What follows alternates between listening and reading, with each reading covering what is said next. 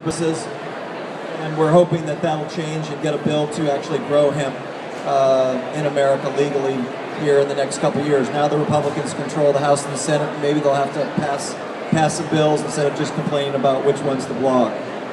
So that'll be good. And there's a lot of Republicans that are supporting hemp. So, you know, the Tea Party, a lot of some of the southern states are supporting hemp. So sometimes you go far enough right, you end up in partnership with the left. So we like that.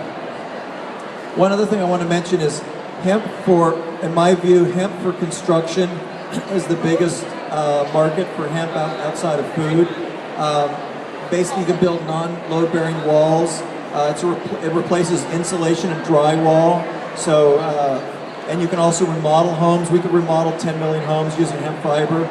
It's fire-resistant, insect-resistant. It has excellent insulation values, and it's basically carbon negative or carbon neutral. You grow it, and we can build our houses out of it. So we should be growing. Protect our natural resources and our understanding that water is the critical element of civilization. Without control over our water supply, civilization simply doesn't exist. This building doesn't exist. This festival doesn't exist.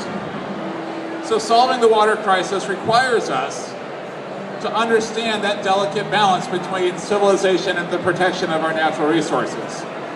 Now you might think I'm going to have all doom and gloom here today, but I want to start out on some positive notes.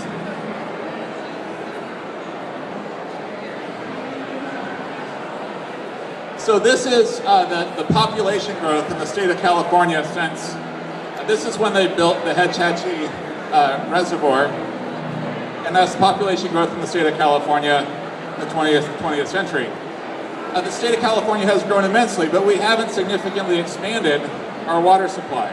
A little bit, but for the most part, most of our water supply was built here, which means that, and this is a national trend, but it holds for the state of California as well, that even as our population growth has escalated, our use of water has flatlined. That means we're not using any more water now than we were at the end of the 1970s at the last drought, even though our population has grown significantly. So, and I promise this is the last of the charts, but this is important. This sets the stage for the next part of the talk.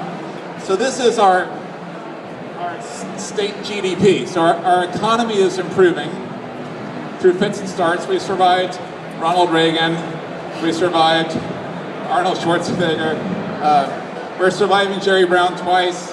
And despite all that, we've done okay. Our GDP per gallon of water that we use has gone up even more. That means our economy is getting more efficient in its use of water, and our water use as individuals has gone down. That means we're using less water as individuals than we ever have, than we have since the 1960s. So this is good news. We're making progress. Here's the problem. So that's Folsom Lake. That was Folsom Lake. That is Folsom Lake. So the drought that we're experiencing over the last 3 years is one of the biggest challenges that we'll face in our lifetimes if it gets worse. If we experience the same type of drought that Australia experienced, where we had 10 years of no rain, we'll be making changes in our lifestyles that nobody can even contemplate today. This is, now we feel like, okay, we've responded okay to the drought, but a lot of what we've been doing is borrowing against the future. So this is the groundwater storage in California as the drought has progressed. And this is a NASA satellite enhanced image showing where the groundwater has been used up. As the surface water isn't there anymore, we're drilling deeper wells, building bigger pumps, trying to suck every ounce of water out of the ground that we can, so much so that the ground is literally collapsing in large parts of the state.